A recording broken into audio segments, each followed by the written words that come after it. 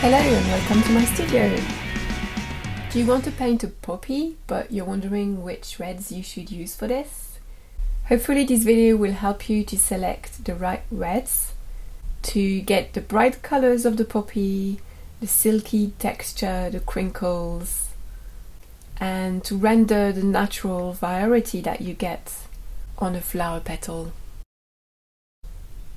The main red I'm going to use for the poppy is Payroll Red. It's a very nice mid-red, very strong, quite saturated, and the pigment in that is PR254. In this video I'm using Daniel Smith paints, but I will also give you the name of the pigments.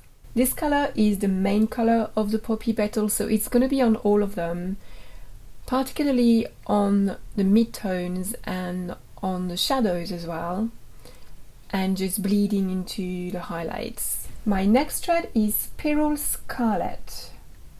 This is another Peril pigment, but it's not PR254, it's PR255. And although it's the same family of pigment, it's more orange biased than the first one. So it is a red that leans toward orange, and you will find that in the areas of the poppy petals where the light really hits it. So more around the strongest highlights going into the mid-tones. My next red is Quinacridone Red, and this one is a crimson. The pigment number for this one is PR177, and it's a crimson, meaning that it's violet biased. So you're going to find this one under the black patches and also in all the little creases and bumps of the petals. And finally I have Quinacridone Coral, and the pigment number for this one is PR209. It's a quinacridone pigment. I really love quinacridone pigments. I'm very fond of them. They're very saturated, they're transparent, they're very pure colors. And this one is very particular with the fact that when it's applied quite thickly, it's orange bias, but when you thin it down it becomes more violet bias, which is a unique feature of this particular pigment. It's very interesting and it's a very good pigment to experiment with because of this.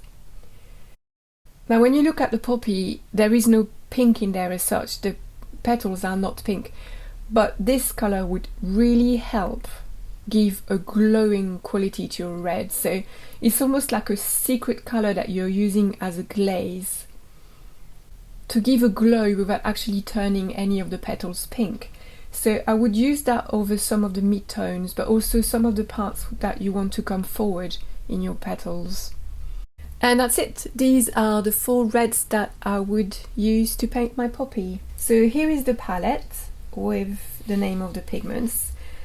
The first one is a mid-red Peril Red PR254. The second one is orange bias Peril Scarlett PR255. The third one is a violet bias red Quinacridone Red PR177, and the last one is a coral red Quinacridone Coral PR209. Next week I will release a PDF downloadable tutorial of this poppy that I will list in my Etsy shop, so keep an eye out for that if you want a tutorial for a big poppy for my garden. And as usual, the PDF tutorial I will also upload on my Patreon subscription site, so all my subscribers will get it for free. So if you're one of my Patreon subscribers, don't buy the tutorial on Etsy because you are going to get it on the Patreon site. I hope you enjoyed the video. Please like and subscribe if you did. If you have some colors you like to use to paint poppies, then write them in your comments below and share them with the rest of us. And I will see you soon in another video on Atelier Sandrine Maugy. Happy painting! Bye!